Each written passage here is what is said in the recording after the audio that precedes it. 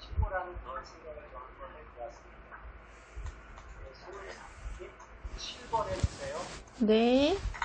예수님은 두 강도와 함께 못 박혔습니다. 더욱이 그는 강도들을 좌우에 두고 중앙에 매달렸습니다. 이 기막힌 장면이 우리한테 주는 영적 의미가 무엇이라고 생각합니까? 이사야 53장 9절. 그는 강포를 행하지 아니하였고 그의 입에 거짓이 없었으나 그의 무덤이 악인들과 함께 있었으며 그가 죽은 후에 부자와 함께 있었도다. 고린도후서 5장 21절. 하나님이 죄를 알지도 못하신 이를 우리를 대신하여 죄로 삼으신 것은 우리로 하여금 그 안에서 하나님의 의가 되게 하려 하심이라. 그 다음에 17절 18절을 보면 그들이 예수를 맡음에 예수께서 자기의 십자가를 지시고 해골 히브리 말로 골고다라 하는 곳에 나가시니 그들이 거기서 예수를 십자가에 못 박을새 다른 두 사람도 그와 함께 좌우편에 못 박으니 예수는 가운데 있더라. 저는 예수님이 이제 십자가의 가운데 계시고요. 가운데 달리시고 그 다음에 좌우편에 강도들이 이제 달리는데요. 한 사람은 이제 예수님은 아무 죄도 없이 십자가에 달리셨다. 우리 죄를 대신하셨다. 이거를 이렇게 고백을 하고 그 다음에 이제 뭐라 그랬냐면 주님의 나라에 임하실 때 저를 기억하십시오. 이렇게 얘기를 하면서 어떤 약속을 받냐면 네가 오늘 나와 함께 낙원에 있으리라 하는 약속을 받거든요. 그리고 이제 한 강도는 그냥 이제 욕을 하다가 그냥 이제 멸망을 받게 되거든요. 그러니까 이게 이제 저는 영적인 의미가 의인과 악인, 하나님의 자녀들과 사탄의 자녀들, 그 다음에 좋은 물고기와 나쁜 물고기. 그러니까 이제 믿는 자는 구원을 받게 되고 그 다음에 이제 순종치 아니하는 자는 멸망을 받게 되죠. 그러니까 그거를 정확하게 의미하는 것 같은 그런 마음이 좀 들었어요. 그러니까 예수님이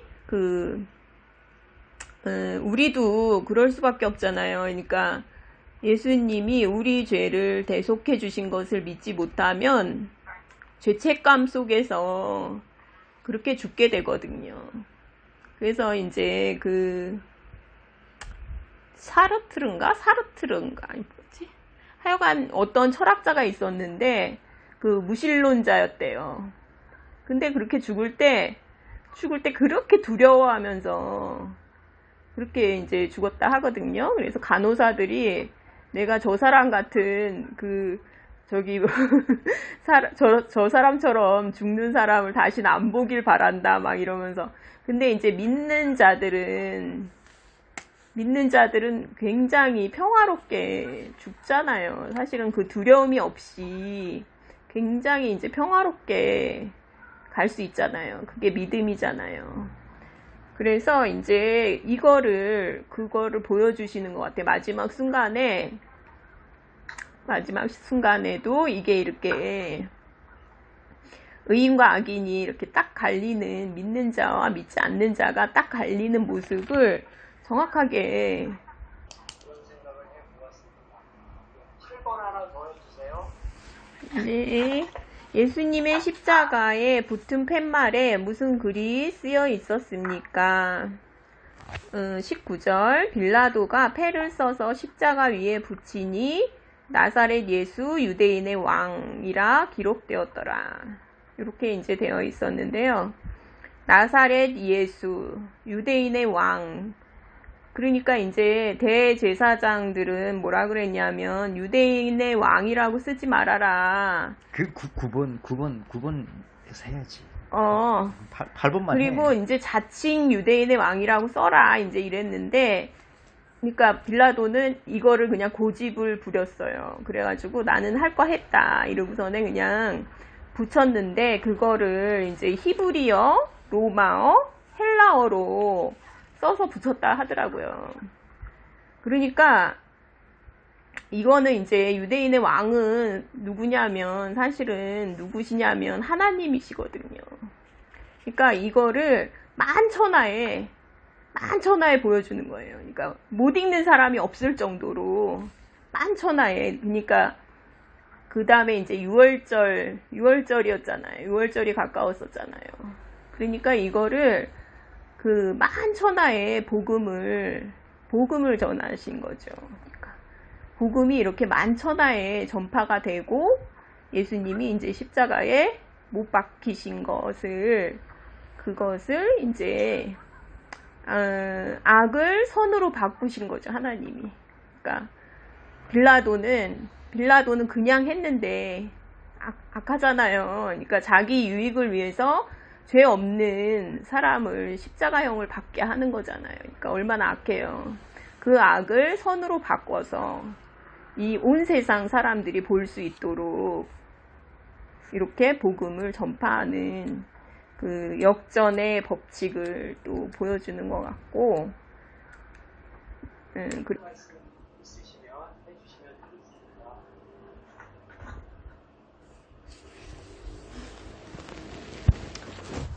저는 여기 이제 이번에 이제 사회적인 범법자로 몰아세웠다가, 그 다음에 행악자라고 고소했다가, 그 다음에 그것도 안 통하니까 이제 하나님의 아들이라 그랬다, 종교적인 범법자로 몰고 갔다가, 그 다음에 나중에는 왕이라 그랬다 이러면서 정치적인 반역자로 이제 고소를 하게 되는데요. 가이사에게 반역을 했다, 정치적인 반역자다. 이게 이제 어떤 의미로 보면 예수님은 그런 적이 없잖아요. 사실은 뭐 전쟁을 일으키려고 그러거나 이런 적은 없는데, 이게 이제 저는 좀 어떻게 보이냐면 이 세상 임금을 대표하는 것 같다는 생각이 들어요. 가이사가 이 세상 임금을 대표하고요. 그 예수님은 하나님 나라의 왕을 의미하죠. 그래서 세상 임금에 대한 정치적인 반역자. 그러니까 결국은 그래서 십자가형을 받는 거죠. 그러니까 세상 임금을 몰아내기 위해서 이게 이제 굉장히 의미가 깊다, 이제 그런 생각이 들어요. 그러니까 그리고 이제 주와 그리스도, 저는 이제 그때 당시에 주와 그리스도로 우리가 이제 예수님을 받아들이는데요. 그때는 그 하나님의 이름이 그냥 가시잖아요. 하나님이 가시인데, 그때는 이제 하나님의 이름을 모른대요. 그래서 그 사람들이 그 이제 성경을, 하나님의 이름을 그 망령되이 이르지 말라 그래가지고 기록을 이렇게 할 때마다 하여간 목욕하고 오고 막 이랬대요. 하나님의 이름을 기록을 못했대요. 망령되게 부를 수가 없어가지고. 그래서 그냥 주님 이렇게만 이제 나와 있는 거잖아요. 근데 우리가 예수님을 주와 그리스도로 이제 받아들이는 거거든요. 그러니까 주님이 하나님이거든요, 사실은. 그러니까 하나님은 그렇게 불렀거든요. 그리고 이제 그리스도는 무슨 뜻이냐면 메시아, 구원자죠.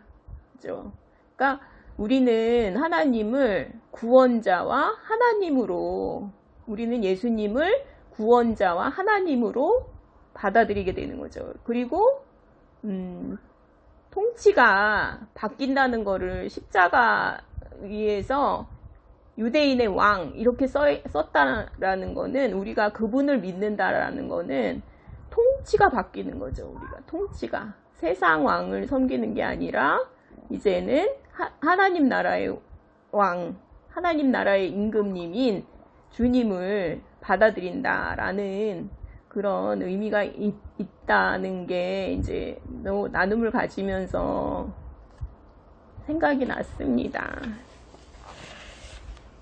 저는 이제 국언에 아까 전에 저기 자칭이라는 말을 첨가하라고 이제 유대인들이 요청을 했을 때 빌라도가 이제 거절했다는 거에 대해서 봤을 때 사실 자칭이란 말은 예수님이 얘기한 건 아니니까 거짓말이죠.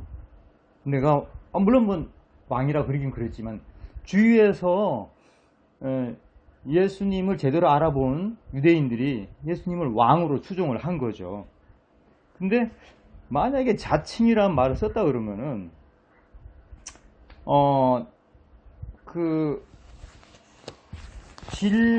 다른 사람들이 그 예수님을 평가를 할 때 저는 그런 생각을 한번 해본 적이 해봤는데 진례